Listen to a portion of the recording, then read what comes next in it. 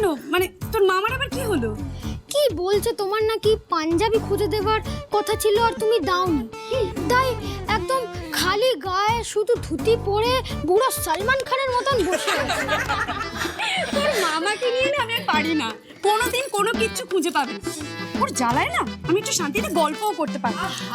মা, তুমি বুঝতেই পারছো না, বাবা সব খুঁজে পায়, খালি না পাওয়ার ভানটা করে, তাই তো?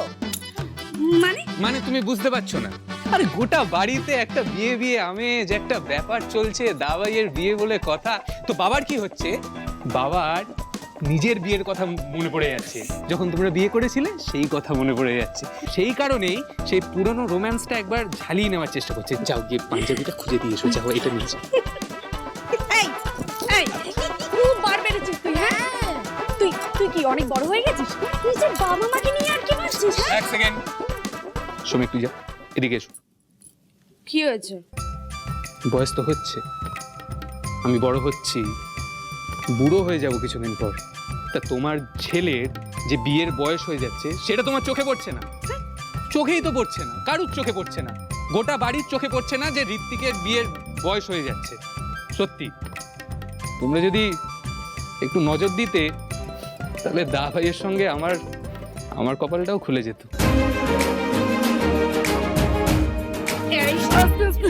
মজা করছি, মজা। তোর বাবার পাঞ্জাবিটা আমি খুঁজে দিয়ে আসি, তারপর তোর বিয়ে করে দিচ্ছি, আমি বার করছি।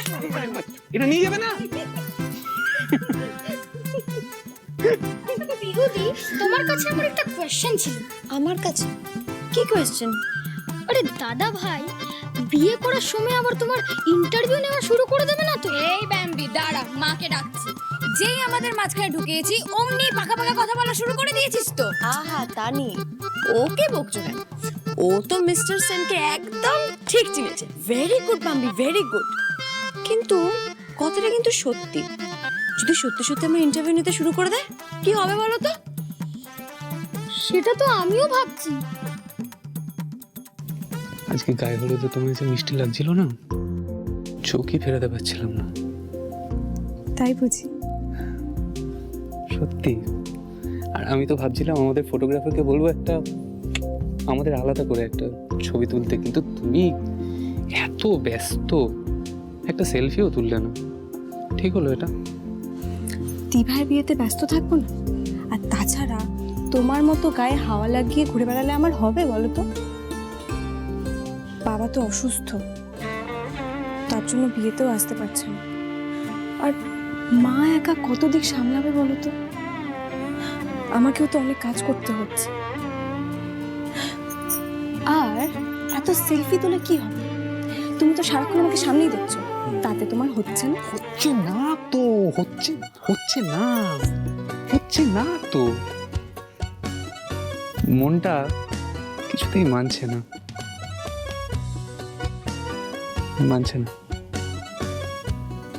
ইচ্ছে করছে সারাদিন শুধু তোমার দিকেই তাকিয়ে থাকি।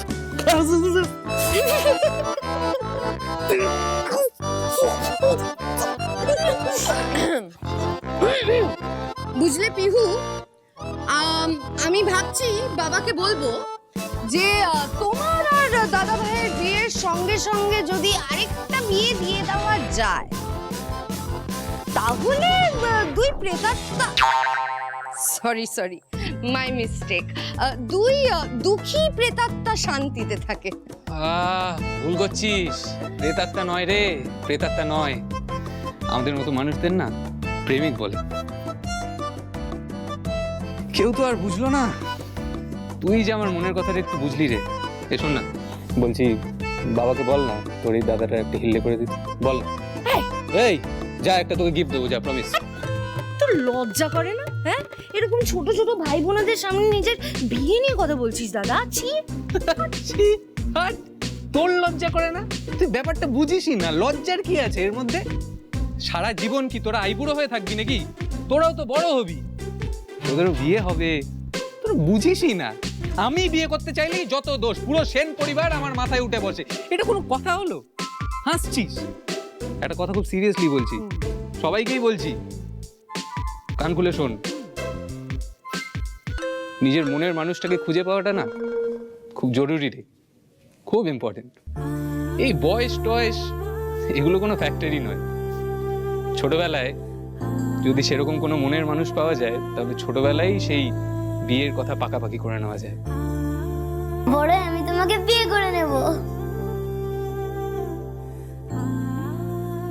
কি বিউদি, ভুল বললাম কিছু?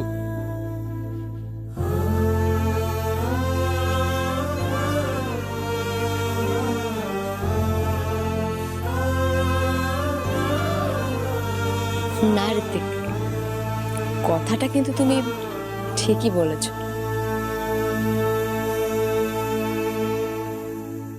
আরে আমিও তো বড় হচ্ছি, কিন্তু মনের মানুষ তো খুঁজে পাচ্ছি না।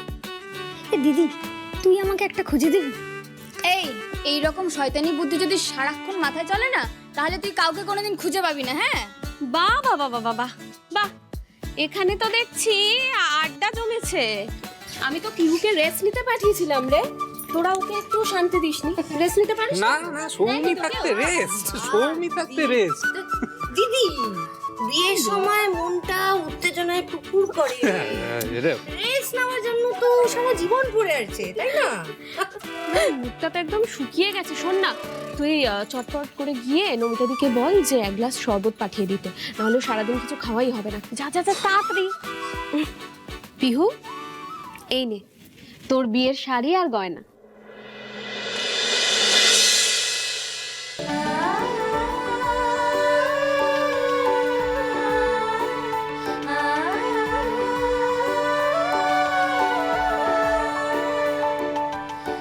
আমি চাই এইগুলো পরে আজ তুই রাজরানীর মতো সেজে বিয়ের পিড়িতে বসবি, যাতে ভাই আর তোর দিক থেকে চোখ সরাতেই না পারে।